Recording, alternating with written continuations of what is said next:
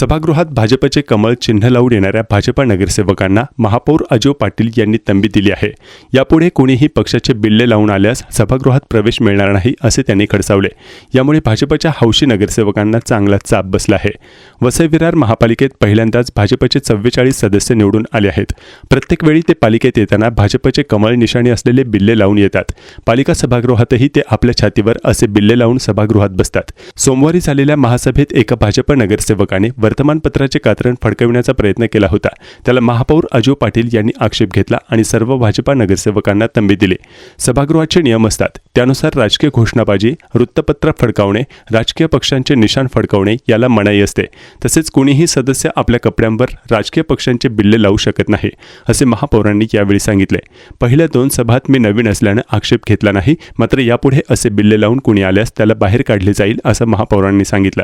विधिमंडळ आणि लोकसभेतील सदस्यांना आमदार खासदार असल्याचा बॅच दिला जातो, तसा बॅच वसई विरार महानगरपालिकेतील नगरसेवकांना मिळावा अशी सूचना प्रशासनाला केल्याचं महापौरांनी सांगितलं। कसं असतं की सभागृहामध्ये तुम्ही बघितलं असेल की लोकसभेमध्ये देखील विधानसभेमध्ये की वृत्तपत्र वाचू नये, वृत्तपत्र फडकवू नये, घोषणा देऊ नये, त्यानंतर पक्षाची निशाणी असलेली चिन्ह घेऊन येऊ नये असे नियम आहेत।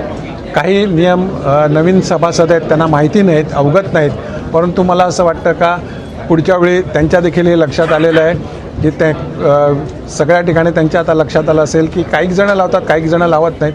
तर कुठच्याही पक्षाची निशाणी लावून सभागृहामध्ये येऊ नये त्याचं पालन ते करतील। नगरसेवकाचा जो बिल्ला आहे हे देण्याची मागणी केलेली आहे, तर बघा नगरसेवकाचा बिल्ला द्यावा अशी माझी अपेक्षा पूर्वीपासून होती आणि तसं मी त्यासंबंधित चर्चा केलेली आहे की शेवटी विधानसभेमध्ये किंवा लोकसभेमध्ये त्या लोकप्रतिनिधींना एक प्रकारचा बिल्ला असतो की पटकन लक्षात यावं किंवा प्रत्येक वेळी त्याचं ओळखपत्र बघून मगच त्यांना सभागृहात सोडावं किंवा कुठच्याही गोष्टीला सोडावं हे अपेक्षित नसते।